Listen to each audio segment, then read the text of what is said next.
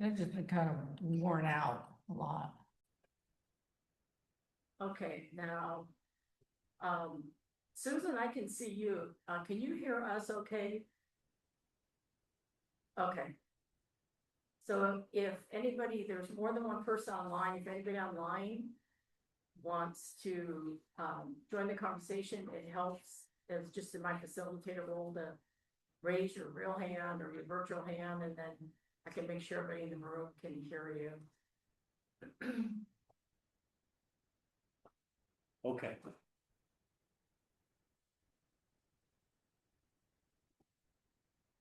When we look at these verses 46 through 51, we have to sort of remember what earlier in the chapter where things started.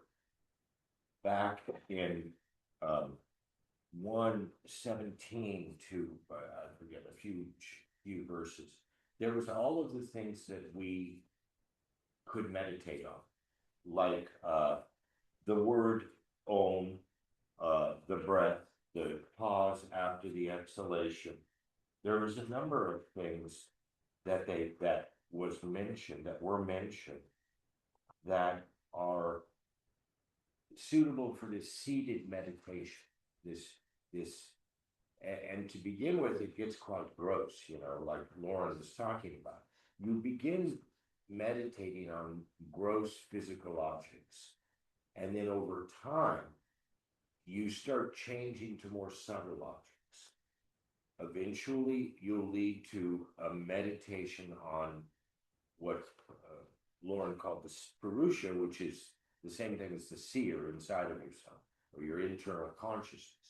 So when you stop meditating on outside objects and start but it's not like you can just turn your attention to your consciousness. You have to progressively move through these other stages to get to this point where you can pay attention to the consciousness. It's not like you can go right there. You have to go through a series of stages. And those are the various stages of the samadhi. Now, in Iyengar's copy, on page 94, he's got a chart. This chart describes the basically eight levels of samadhi, and it starts with associating back to something in verse 17 when he was talking about vitarka, vichara, ananda, and asmita. These are various states of mind that one achieves. What page number? 94. 94. Yeah, it's the stages of samadhi. And it starts out with vitarka. And that's separated into two things. Now, these vitarka is meditating on the gross elements, the organs of action, senses of perception, mind, and intellect. And that is located, when you meditate that, it's located in the frontal brain, the seat of logic. Now, the sheaths of the body that addresses is the Anamaya Kosha, which is the physical sheath, and the Pranamaya Kosha, which is the energetic sheath. So that's the first of these meditative layers. And then it goes to vichara, which is see, those other things, the five gross elements, the organs of actions, they were physical things. Now the vichara is the mind and the intellect and the five subtle elements. Now these things are the not don't have substance, but they're still part of prakriti. It's important to recognize that prakriti, this idea of nature, it's not all physical things. Your mind is part of prakriti, that thing. Like if I'm thinking something, that's part of that prakriti state of mind. So when I'm meditating on my mind or a thought, I'm still in that prakriti, that meditating on a nature, something of substance. I have not yet moved on to that style of meditation that seeds. It's engrossed in the seed. And that's the mind, the intellect, the five subtle elements. Then the next layer, so those are the first four layers of samadhi: savitarka, nirvitarka, savikara, samachara, and nirvichara. Then you come to Ananda, and Ananda is that word Ananda means bliss or yeah, just blissful state of being. And at that stage of samadhi, you're meditating on the intellect, transforming the intellect. Let me just sort of explain this.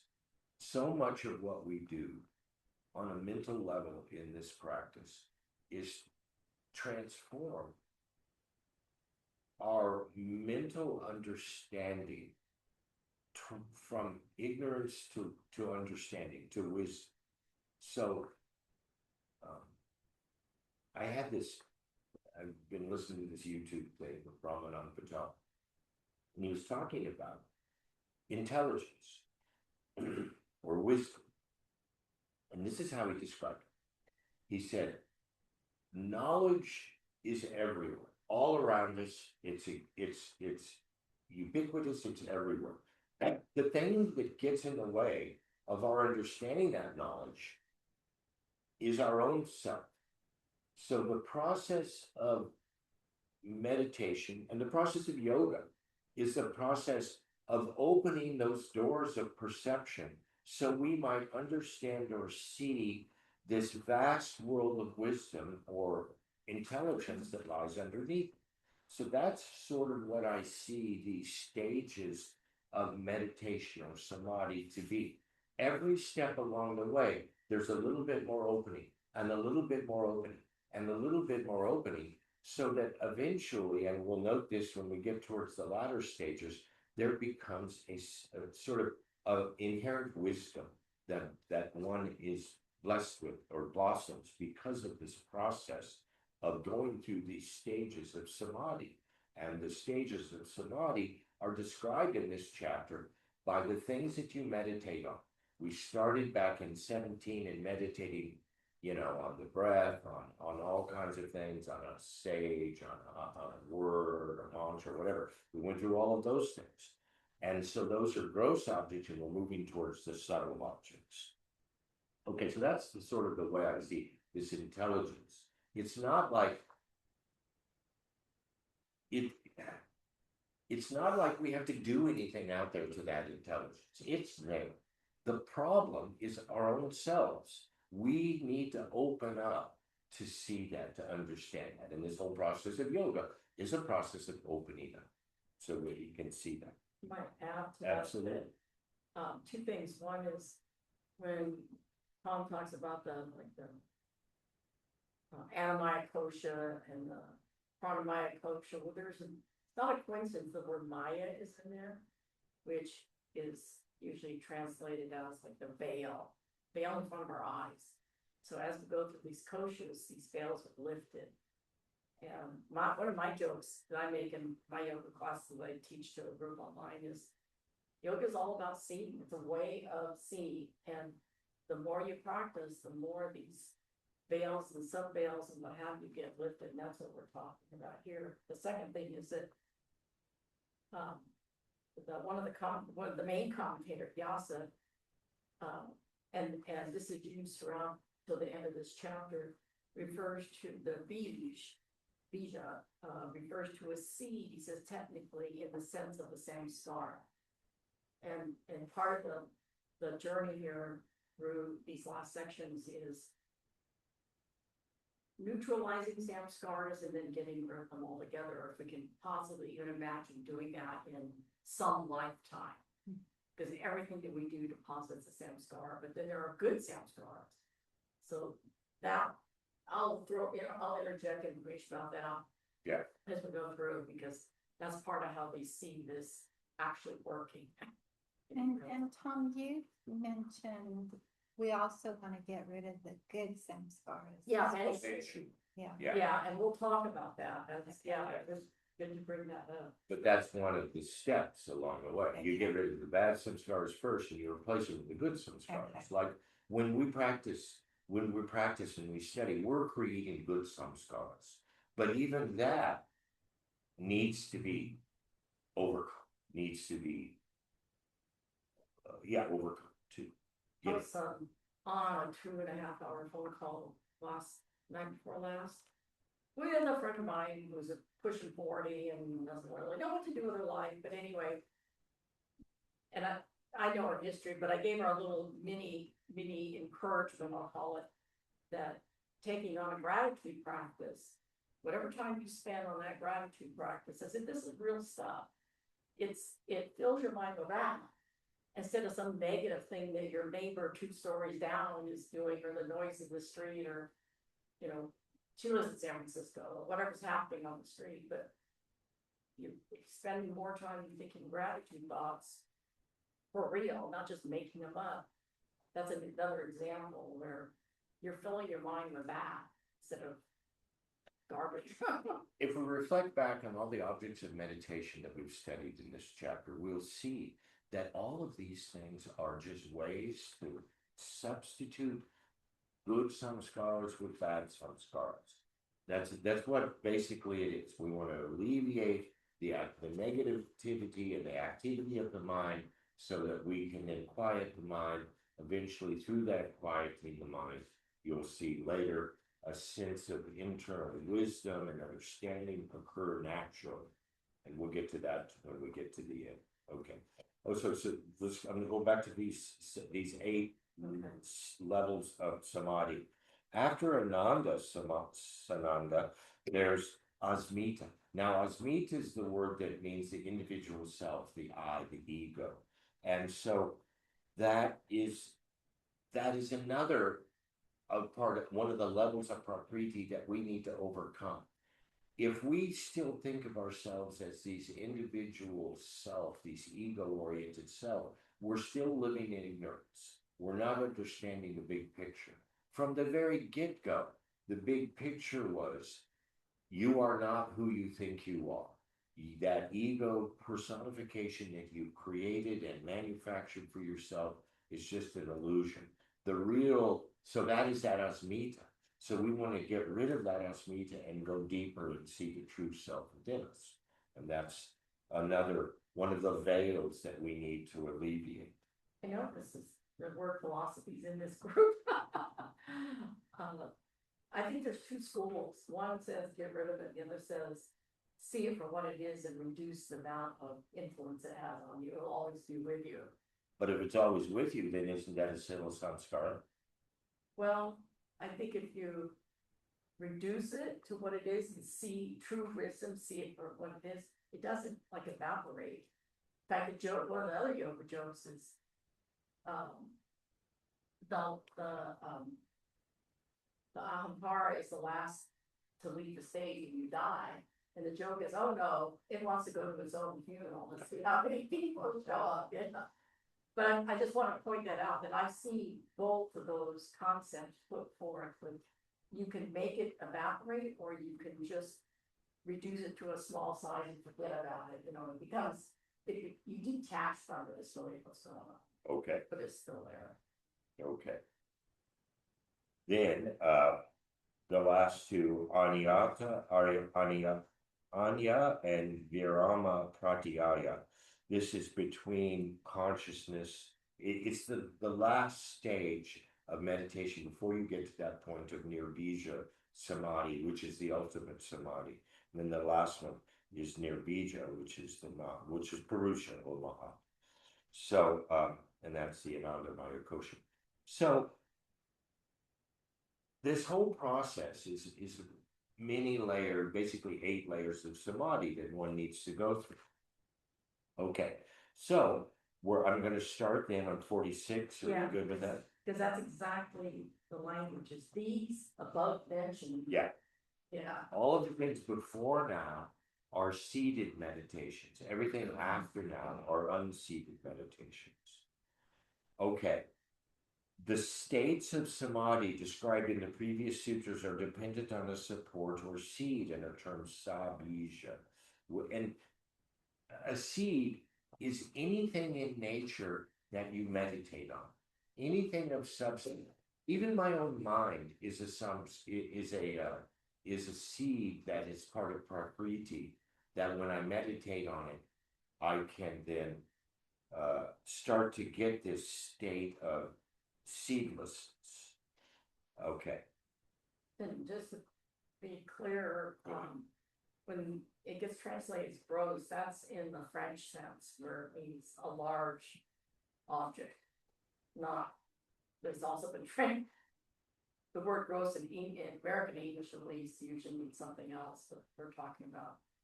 And the subtle, as we'll see in a couple of sections further, can be all the way to the primordial essence of property. So subtle doesn't just mean, oh, well, what shade of blue is that block? It means taking it all the way to the ultimate breakdown. All right. So 46, and this, if we want to move from this seated samadhi to the seedless samadhi, we have to be able to see that seer within us, that true self within us. And this, I don't think that this is something that you can just do. I think it's something you progressively work towards, and then it just happens to you when you get to a certain level of calmness of consciousness. I agree. Yeah. That's how it happened to me, is that I went after the witness consciousness was a term I used. And then one day all of a sudden I could just, it all came clear. Right. But I did really work at it. Yeah. Because I want to know what that term really meant in practice. But yeah, it's you don't have the witness consciousness, yes, keep going because you'll get it. And to be able to see yourself, then you can see your ego as the small thing that it really is. Right. And this thing, that what happens is, like Lauren just said, when this witness consciousness becomes apparent, it's like a new light, a new understanding. You start to see things differently because you're not seeing it through the state of your ego or the asmita state of being. You're seeing it for more. See, the problem with looking at things through our own ego is a lot of times we're wrong. We're ignorant. We don't understand things. So we're not seeing it clearly. So through this state of seedless meditation, it's like we start to see things more clearly. They're not so clouded. They're not just so disturbing or not seeable, you know. I think you really hit on it. And that is, here's another joke that I throw out there. Do you think the asana practice is hard? Wait till you apply the same discipline to what goes on in your mind. That's really hard. But once you can start working your way through the koshas and really actually see what's going on, then that's a big progress. But it comes with the discipline. Discipline starts with asanas, pranayama, and so on. But at least I find it all to be very real stuff. It's real. It's not theoretical anymore. Well, it's real when you start feeling it inside. I mean, I can sit in this room and say words, and I can see people like do a forward bend and stretch their hamstrings and be so engrossed in the sensation of the hamstring stretch that they have no concept of enlightenment or nirvana or samadhi. They're just dealing with their hamstring. So there's like the beginning of this journey towards wisdom, dealing with your hamstrings, dealing with those physical things. And you get to the point where you can then look and see yourself for what you really are instead of being distracted by some physical sensation of a hamstring stretch.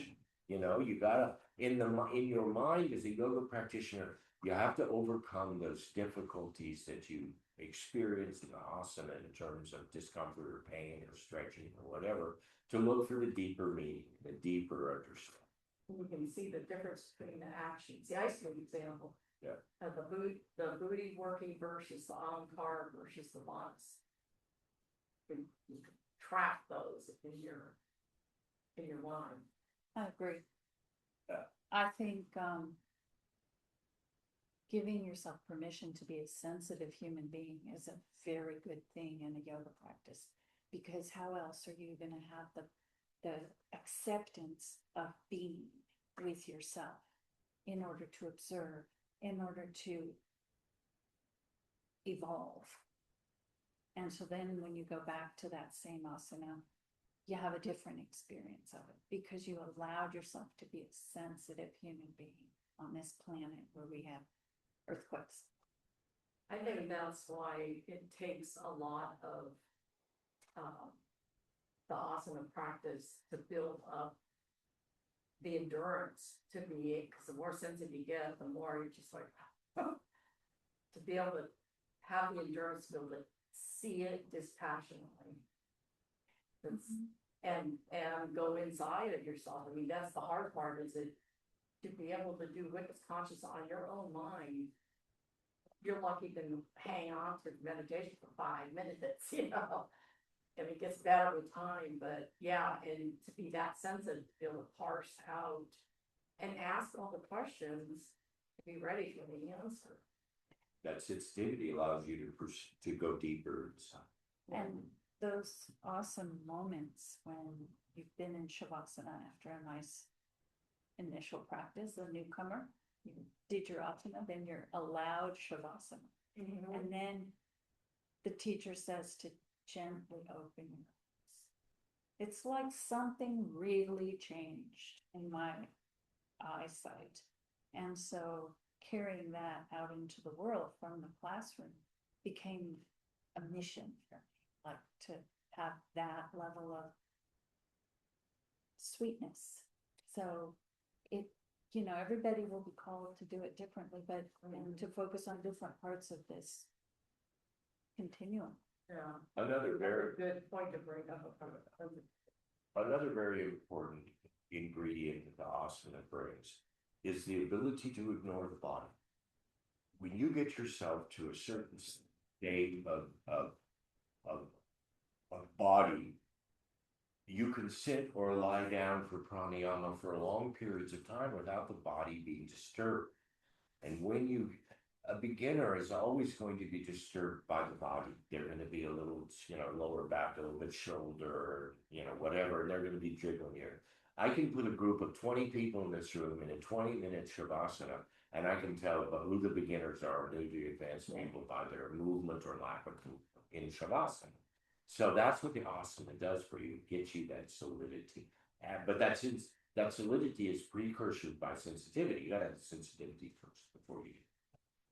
In Yoga Nidra world, they say Yoga Nidra picks up where asana. Yoga Nidra begins where asana ends.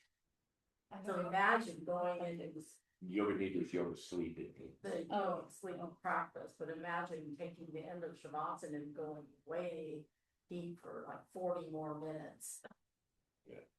But if your body's not ready for it, Oh yeah. it'll be you're fidgeting. Yeah, so there's an incredibly intelligent pattern and sequence in the 8 limbs of yoga.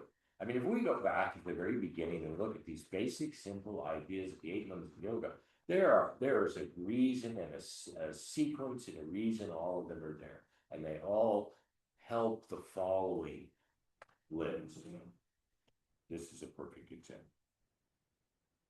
Okay, so let's say that we get to this state of seedless samadhi, this ability to meditate without object of meditation, a looking conscious look at one's own self internally in this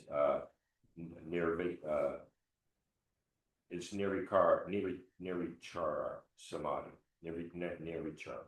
Okay, so what happens then? When we get to that state of meditating on a seedless, meditating without an object, that's sattvic. Okay, so we got to remember what sattvic, tamas, and rajas are, and that tamas and rajas are these states of lethargy and activity that we want to overcome and move towards a state of the sattvic state of mind, the luminosity and lightness. So what happens when we start to do this practice and we get to this state is this sattvic nature sort of blossoms within us. It's like, again, not anything we have to do. It just comes to us. And with this new state of being, this it's called the kindling of the spiritual light of the self. So it's sort of this like, I'm just understanding, I've not experienced it, but this recognition of wisdom that you don't have to think about, that just comes out from within you. I mean, I assume we've all heard of people and sages and enlightened beings who just speak from the heart and just speak their own internal wisdom. It's not like, I mean, they might have studied 30 years in texts and things like that, but at this point, it just comes out. It's just a spiritual wisdom guided by the sattvic state of the mind. Mhm. Okay. This thing is called, this sattvic state of mind is called, and I'm not sure I'm pronouncing it right, Rtambhara 48. Tambara Pragya. I know what Pragya means, that's wisdom, but this Ratara, I'm not sure what that means. But it basically what it means is a mature wisdom. This thing that happens when you have developed or deepened your meditation to this state of seedless meditation. And it's described as in intense insight, seasoned intelligence, truth-bearing state of direct spiritual perception dawns. This is basically sort of an enlightenment. When this spiritual perception dawns, that's in 48. Can you reread that, please? Intense insight? Yeah, when consciousness dwells in wisdom, a truth-bearing state of direct spiritual perception dawns. And actually, from what I have, that starts in 47. Another couple other definitions of that from the commentators. The truth not only of Prakriti and Purusha, but of Ishvara is perceived, but he's still saying indirectly. Because you can't perceive them directly unless, you're at that level, so to speak. Right. But you're at the level of perceiving those three, and then Vyasa defines this clarity as the constant pure flow in the yogi's chitta.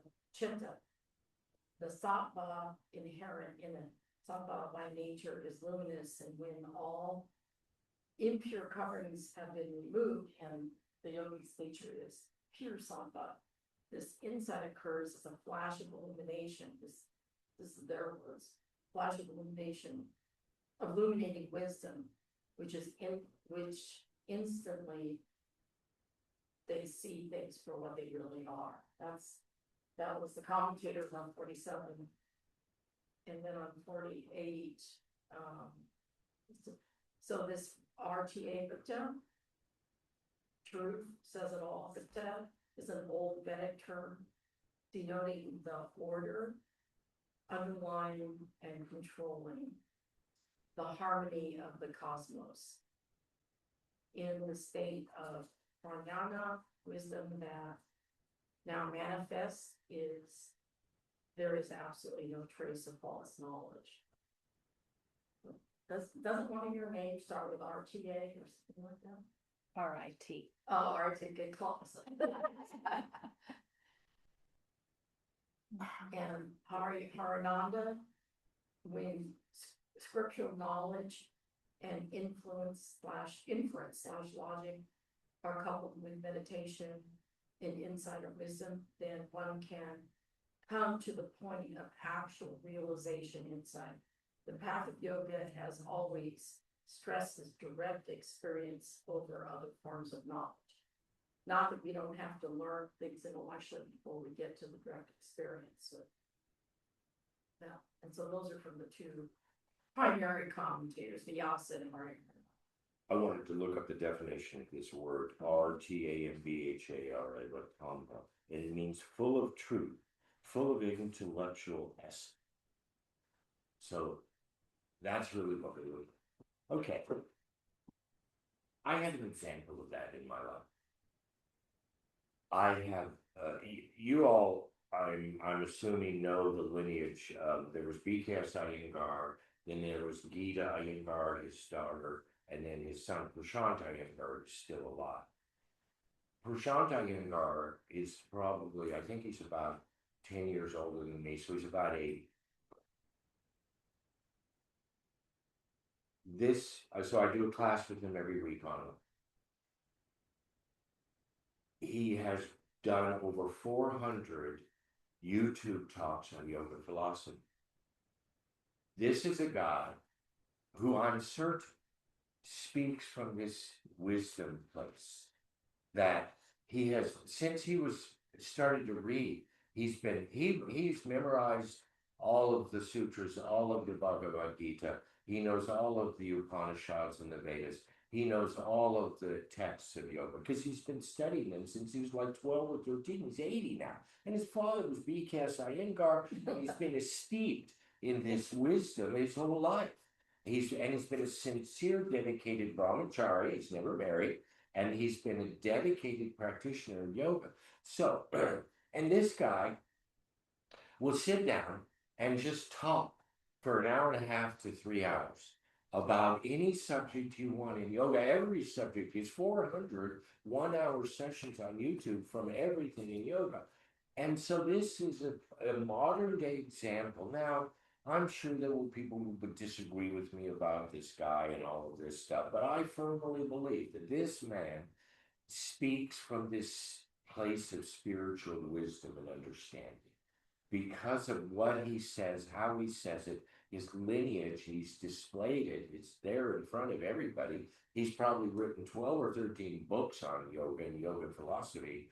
And let me tell you, they're much more complex than any of the stuff we're reading. And I try to read them all. And and I consider myself a fairly understanding type of guy. And I'm a loss at a lot of this stuff because it's so deep. So my point with this thing, and there's other people. I used to listen to a guy named Swami Dayananda, and he's deceased, but he was another person who spoke from this place of spiritual wisdom. So we've got examples of these things in our lives. Our job as discerning students of yoga is to decide, hey, this person is speaking from a spiritual wisdom place, and this person is just trying to monopolize something or to do something or to gain power or something like that. Those false yogis or the false gurus that we've all become. We've all understood that they're out there. So that's our job, is to discern wisdom from falsehood. And that's what studying this stuff will help us do. We will be more understanding of the person who speaks to us from a place of wisdom than a person who speaks to us from a place of asmita or ego fulfillment or desire for power. So this wisdom starts small and gets bigger. And we've got examples in our life. And it's not only in our life. There's books and texts and talks that we can refer to that they're very brilliant people that are follow this path that have written and talked about. So we've got some examples in modern day life is what I'm saying. And we should sort of honor that. We should recognize that. We should, if we're really into it, we should sort of pursue that if that's what we. Okay. Then we go to 49. The truth-bearing knowledge and wisdom is distinct. This is important. Is distinct from and beyond the knowledge gleaned from books, testimony, or inference.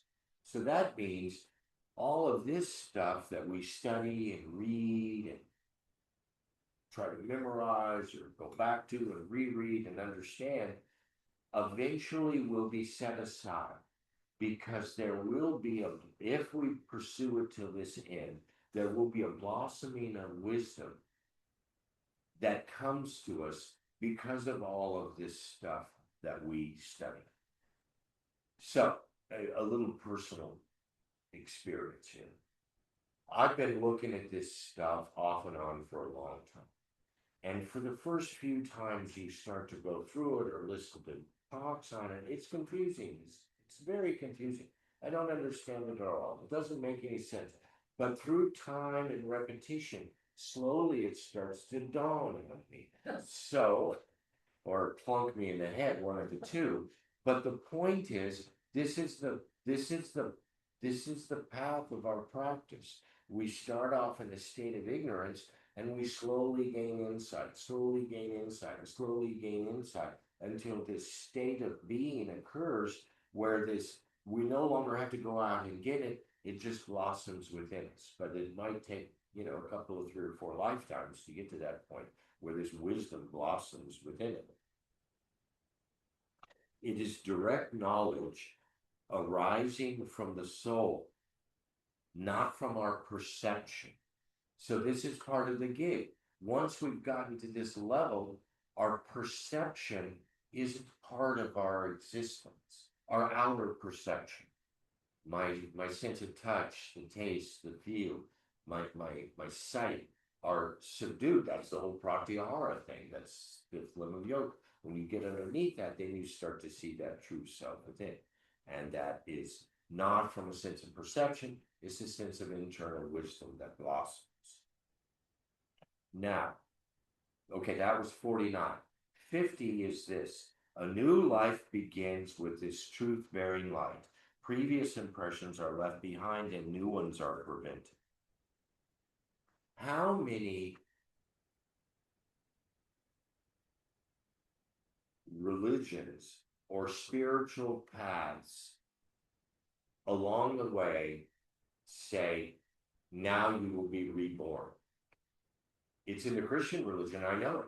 You're reborn, okay? It's in other spiritual religions too. At some point in that spiritual experience, you're reborn, a new you. And this is what they're talking about here. When you get to this point of letting all of your previous impressions behind, all of those samskaras, those impressions that we have, when you get to this state and these samskaras are replaced, this is where we replace the new samskaras with the old samskaras. You take your new samskaras, your new habits, your new ways of thinking, and apply them and overlay that from the old ways of thinking, the old samskaras. That then leads to a new frame of reference, a new illumination that occurs within. And then, Where is that referenced? What are we on? 50. Which Sutra 50, first chapter, 50th verse. in Ironbar's book? Well, It's also it's in both. in here, Yeah. but I'm listening because if you don't cover, there's a couple of descriptions I thought were helpful. Okay. Yeah, maybe I'm catching that there's a gap in my thinking when I'm listening to Oh. that particular We kind of skipped passage. through 149 a little bit, but Yeah. Go ahead, Lauren. You go through 49 and 50 then, and your way of saying it. That Well, might be. what more- made some of what the commentators say that really made sense, helped me make sense finally of this stuff is of these sections. So they're talking about this fully sapphic mind. The mind can transcend its own glaciers. A fully what mind? The mind can, the The fully sapphic mind can transcend its own glaciers. And those glaciers are the obstacles. Yeah, the limitations and merge into the common substratum of all things. So that to me was a very important point that they made, the early commentators made. And that, as Mahakaspita Nisra puts it, once the destructing qualities of the rajas and tamas have been removed, then the pure luminosity of consciousness is able to pass beyond the limitations of all boundaries and finite objects. So this idea about stilling the fluctuations of your mind and trying to get it as soft as possible, exactly what they're talking about here. The yogi becomes essentially omniscient. Awareness can radiate out infinitely in the form of buddhi, ahankara, the tanmatras, sound, touch, taste, things like that. So it's I see it as another way of saying these places, these veils, these distractions are all set aside. Now I can see through pure luminosity, and then 150 is, let's see here. I'm going to try to sub paraphrase this, but the wisdom and conventional samskars make the distinction between Purusha and Prakriti, like the Klista Vrittis and the Akosa non-determined Vrittis. I don't know if that made any sense, but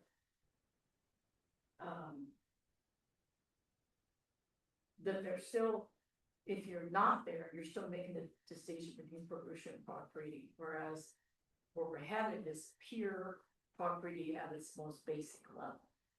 Now that's a whole, you took everything in the entire cosmos and reduce it to its most basic level, be some kind of subatomic, or you, from my background, my technical background, everything would be reduced to energy, but it still be Prakriti.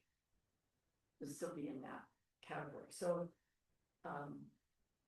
Brian's translation of 150, the samskar is born out of a true knowledge, meditation, true direct wisdom, obstruct other samskars from emerging. And the way I looked at it once I finally read this was, if you're seeing things with a pure mind in context of the entire cosmos, that samskara, because you're still dealing with things other than you, that samskara has to replace all those samskaras because they're all less with knowledge. Once you see and experience the Yeah. truth, there is no putting the other stuff back. in Set a place. voice in branch, you never bring it back to the farm. No, it's like Concept. impossible. But now it's actually a samskara in your mind. And until I read this, then it finally really made sense to me. It's in there. He also says that It's in the book. these thoughts, samskaras, still are a function of the chitta, but it still produce samskaras. So that's a big hint right there, where we're headed with the next one. Thus,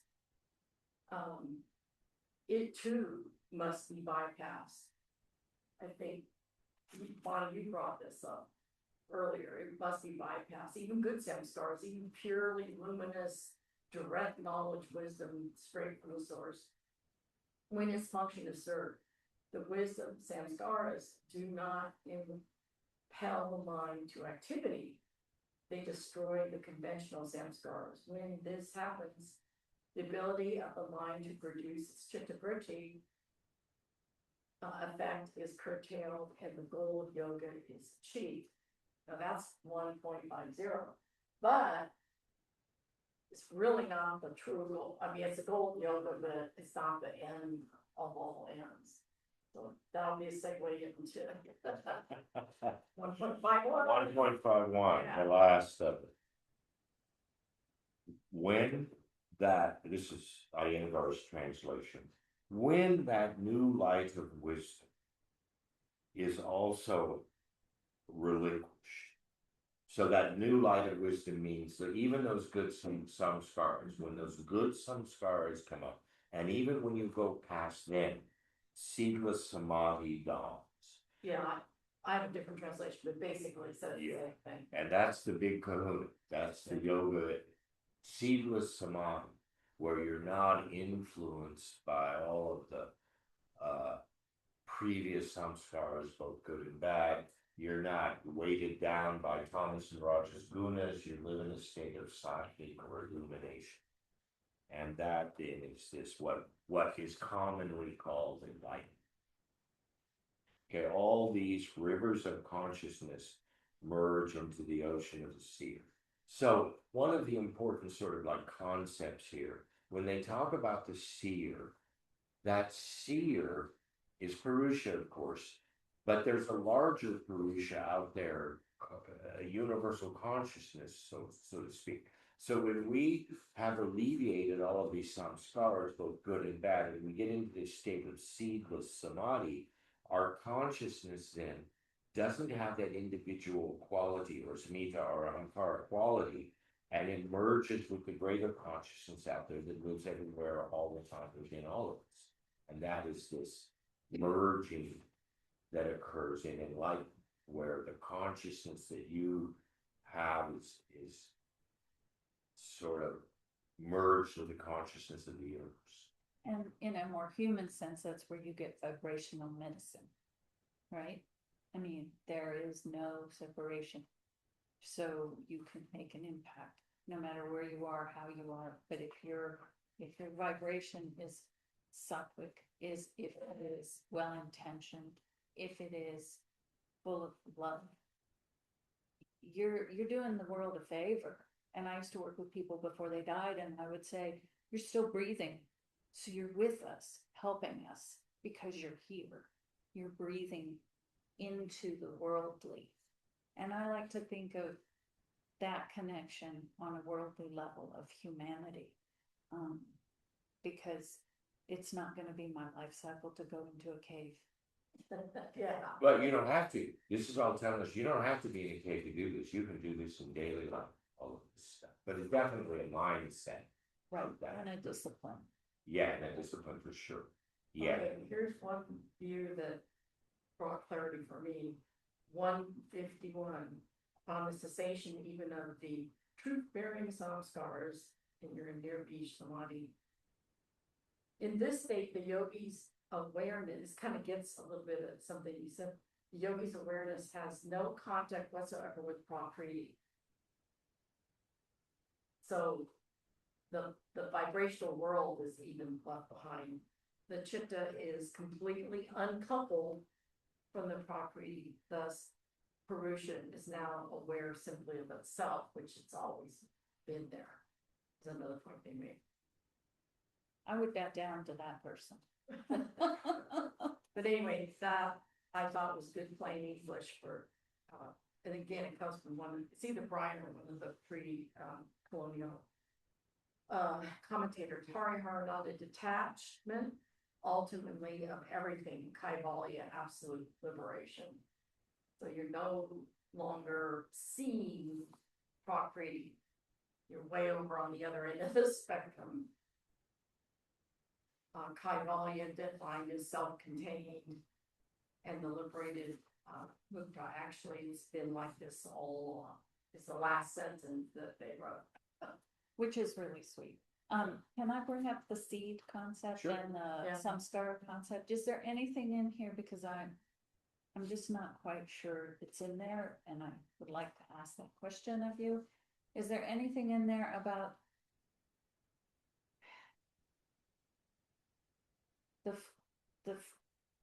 the energy generated by a practice? The energy generated by internal focus and concentration and bija practice, combined with the breath, burns and destroys our karmic seeds so that we can progress without as much baggage, so to speak. Does that get mentioned in there? As Well, far as seeds and It doesn't get substances? into those terminology, but the idea is certainly, Somewhere well, in there. well, it's the idea of moving beyond your samskaras, and that's what these obstacles are, the samskaras of our nature, moving beyond those thought patterns and limit us or. But we're humans and we tend to think we can will ourselves to be different. We can will ourselves to meditate. We can use our will to overcome slacking off. But I'm talking about the practice itself supports the release of karmic seeds that allows us then to maintain and go further, a little bit further, a little bit.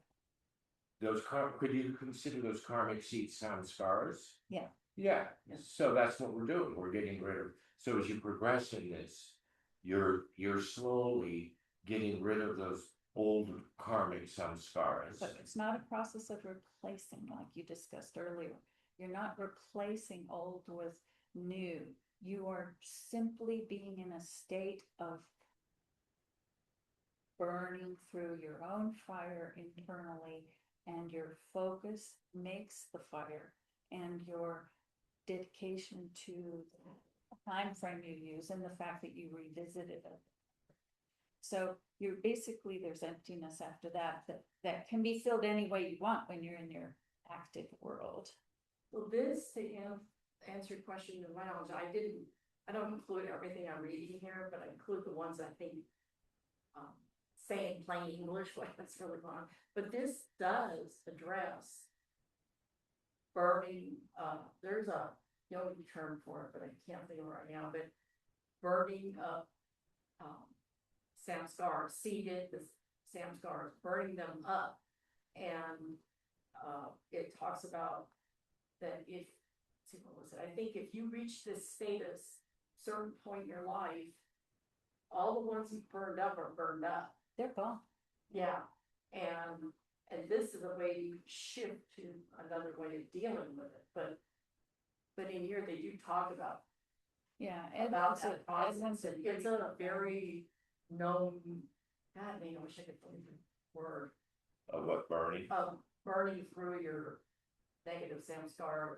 There's a all your different practice in it. all your samskaras. So when that state of no sattvic versus non-sattvic samskaras comes along, you're still burning through it all. And Yep. then you're led to the highest state. Yeah, I think the argument they would make is pretty much 24/7 you're planting seed, subconsciously, you're planting the seed, like Johnny Appleseed.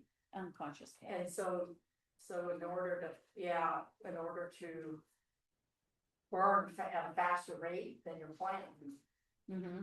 that would be very difficult. And I'm just going with what I know, but I think find other people that have been thinking and studying about this would probably say the same thing.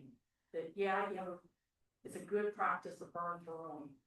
And No. not just burn through them like with It a hard happens asana naturally. practice, but Yeah. mentally Yeah. to get into them and say, why is this still a problem in my life? And the more you dig into it, then pretty soon it's like, oh Jesus, now I understand why, and it disappeared. So that kind of thing. Sure, that's a mental activity, but I'm talking about an internal, Because the question would be, how do we burn? the breath. Perhaps. Just meditate on the burn. No, you just breathe. Well, I mean, where's the Breathe. mind in that question? Well, I am a bilingual. My mind goes quiet. There's no Right. words going through my mind. Bilinguals are just a different breed of people. So I don't know how to relate to a mind that doesn't quit. But when your mind does not control your experience, then your other senses and your posture and your gravity, relationship to gravity starts to become your focus more readily, because your mind is not distracting. And then your breath is natural breathing. It's like the diaphragm starts to release, all the stresses start to fall away at the sides.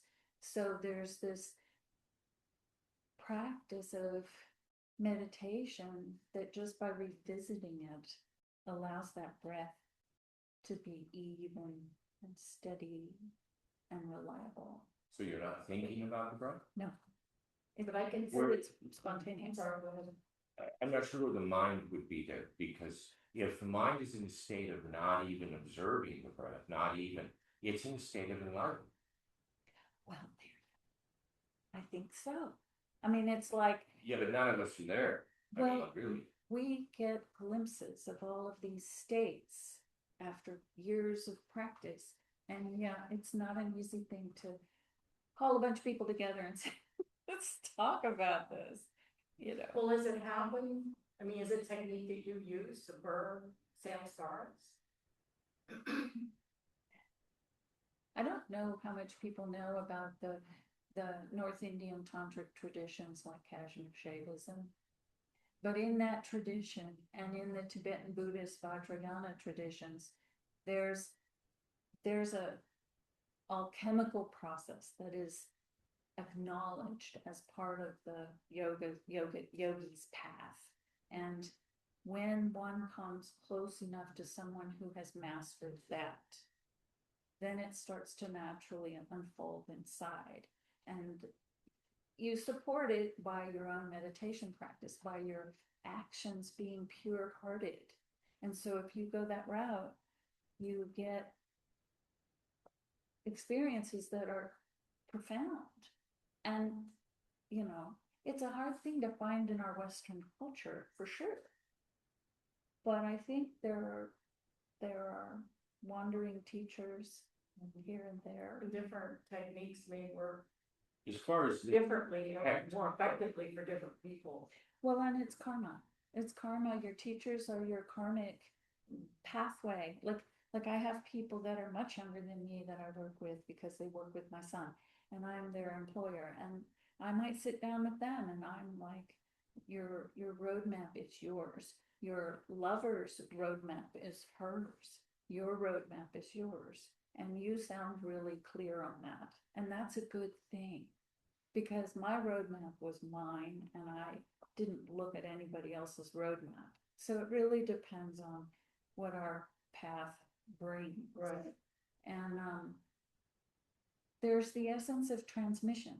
When you have a teacher like Lawson Santen, who's come to Chico, made sand mandalas. I went to a few talks by him in the beginning, and his English was kind of choppy. And he intentionally talked about the weather and about really neutral subjects. He did not talk about Tibetan Buddhism. He was an artist, and he just avoided it on some level, but the whole experience was one of a state of being was transmitted. And you can just be with people, and even your students experience your state of ability. And whoever, your name's Eric, Right. I mean, you exude a certain wisdom around you. And so, and Bonnie too. It's that, what you're talking about now is not, I have not found this in here except for the idea of meditating on an enlightened being or enlightened person, you know, being in their presence if you can manage that, and try to pick up some things. But one thing I can say about the breath is, from my own experience, is that, and the reason why that section, I think it's 1.34, the first part of this is breath retention on the exhale. And that opened up the whole world for me when I finally was able to use my witness consciousness to see it for what it was. Yeah. So it's not the even natural repetitive breathing where I teach an Abhijapa practice where you basically put your witness consciousness on different parts of your body. It's a guided meditation. It's all the natural breath. It's real interesting to see how it changes. I love that. I So- guess I'm fascinated with the natural breath, and then the subtlest of effort in pranayama practice to achieve a slightly different take on the breath, on the breathing, and then to release it again. And that's takes sensitivity. So it all comes back for me to allowing ourselves to be sensitive within our practice. So And my question always is, where is your consciousness in the practice and what is it doing? well, I only know if someone were to ask me, where's my consciousness right now? I mean, what is a joke? You're thinking but about not- your words. That's your consciousness, Right. not your words that you're saying, thinking beyond your words. That's what the consciousness. I'm having a full body experience. I'm having a breath experience. Just to find words to answer a question is a lot of effort for a bilingual. So I'm conscious of that effort being necessary in order to have a relationship with other human beings. And so I'm conscious, but that's not consciousness. So consciousness is a different thing, right? Hmm. If you're much more aware of, like, if if in your mind, you're picking out like the English words for this sentence and your Finnish, right, is your other language, yeah. Come in and you're having to, oh, no, I don't No, think that. it's not that way, cause I've grown up with them simultaneously in my brain. So Right. I switch into one or the other, and, depending on the need. But when it's not about those languages, I had a teacher once who came to Chico, because Chico's had a lot of teachers come through here. I had a teacher, and I prayed on them, like, I moved to Chico, teachers better come find me, because I can't leave Chico. And Lama Lena, but at the beginning of her talk course teaching session, she asked, who is a bilingual in this audience? I just felt like so acknowledged, like she knows our practice is slightly different. It's like a left-hander versus a right-hander, you know? So I think that might be part of why I ask these kinds of questions, because not because I'm any, like, I don't know. But, you know, again, all I can say is everybody's got their roadmap and they're traveling their road. Yeah, well, I like that, because I say that a lot, everybody's got their own path. Yeah. And your path is not my path, it's not Eric's path, and you can never really know where somebody is or where they're headed, and all you can do is be present in a lot of ways. What we're doing in this Mhm. is we're looking at this, the sutras pattern. And what are the sutras telling us about this spiritual path? And from my understanding from the sutras, you start off with dealing with your samskaras, the negative samskaras in life, and you overlay them or cover them up or overcome them with good samskaras. But then after that, there might be that state of no mind that you're talking about, that enlightened state. But from my understanding, there's a sequence that needs to go through, from bad to good to that state of being that you're talking about. So and it makes sense to me, because we get to a certain point in life, and I'm sure we've all done this. We look back at the things in our life that we weren't too happy that we did. We might have been angry unnecessarily. We might have hurt somebody wrongly. We might have a bad habit that isn't good for us. And those are the bad scars. So just to overcome those, I have to start a certain discipline of, not doing this and not doing that and not doing this to get to this good state. But once I reside in this good state for a while, then that state of enlightenment or understanding come in. Eric? Yeah, kind of the thing that I was writing and I was thinking when we were talking about samskara is that,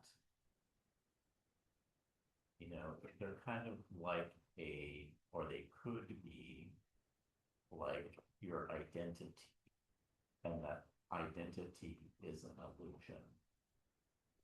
So I say, I do this bad thing, I'm a bad person, or I'm a gardener, I'm an artist, I'm a 68-year-old gay man. And those are all samskars. Yes. That it's like I'm saying this is my identity. And what we're talking through these, it's the good and it's the bad and the good. So I'm kind of working through these illusions of myself that I think that I am and how I identify myself. And part of that is breaking these illusions of who I am to get to someplace that is clear, where there's clarity. I see past those. That sounds exactly what we're doing. That's Those what we're talking about. Yeah, exactly. Those samskaras are that identity we have. That in this terminology, the ahamkara, asmita, that individual selfness. And you're right. Those are not good samskaras, because that's hiding my true self. Yeah. What I really want to do as a human being is let that true self come out. And these samskaras, and that they're perfectly legitimate samskaras. These are who I am. They're just a facade. the real me is that thing inside that you were speaking of, that you speak from that place. And See. it gets very tricky, like, Lauren has said, it gets very tricky. I had a very pleasurable encounter in relationship with someone, and I left it going, boy, that fed my ego. I mean, that's all I could think of afterwards was how much pleasure fed my ego. And I'm like, what am I supposed to do with this? Recognizes that this is an ego feed, and you move, just by that recognition, you move beyond it.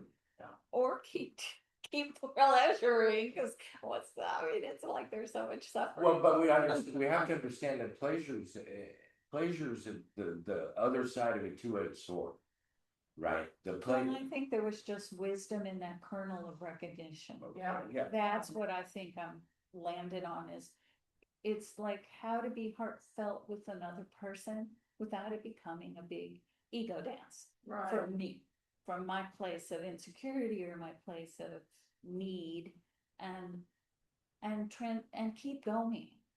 It just, I think just keeping going is how I'm gonna approach this. I'm not gonna judge it. Yeah, one of the things that helped me understand samskara is a definition of it is little groove. And you have a thought about something and let's say it's positive. And it's like in your brain, it makes a little groove. And we know now from neuroscience that once that impression gets in your brain, it doesn't necessarily make a little groove, but it makes a little strengthening of that synapse. And if you really dwell on that, it becomes, it's erosion. It becomes a bigger groove and a bigger groove. So there's some things that are super hard to get rid of. But then there are other things you can burn away. And that's the thing, is that all this stuff is going into our brain, and way back when they said it was a little groove, but now we know it's synapses in our brain that are reinforcing and so on. And that's why, like my little mini lecture to my friend on the phone the other night is start a gratitude practice. You want to get rid of some of this crap in your life. I mean, I said, it's real. It's not frou-frou stuff. It actually works. You spend more time thinking about that and not that. Yeah. And what I didn't tell That's good for bad samskara. Yeah. yeah, the little grooves, you're switching over here and you're making positive little, so you've left the other ones behind, but What's the biggest groove we have? That our thinking of ourselves. yeah. You were going to say something, Eric? No, Okay. I was trying to think of, because when I was like dealing with some anxiety a few years ago, I read something on what is that called when you kind of through like what's that called when your DNA is modified? What's that called? When you're Genetic engineering? No, but it happens more through like trauma and things like that. Oh. What's that? PTSD.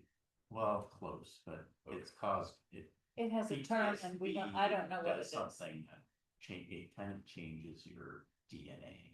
Okay. So briefly, epigenetics. epigenetics. Yeah. Yeah. So It changes the way your DNA expresses itself, not so much the DNA itself, but epigenetics, yeah, that's the environmental nurture effect, especially on little kids. yeah. But and it still can have effect till the day you die. Yeah, it's a fairly new science, but it Yeah, makes a and huge And difference. it sounds like that's also what they talk about. It's related also to kind of that, like generational trauma and things like that. Yeah. That people experience and stuff Yeah. like that. That's a whole You're other. literally experiencing. Some people are experiencing trauma that their grandparents. Yeah. Like that. Yeah. Their grandparents. What if we And could, so Right, yeah. it's all good. There's, that's what people Yeah, are talking about. I was thinking that, what if we could change our DNA to express itself into a more spiritual person?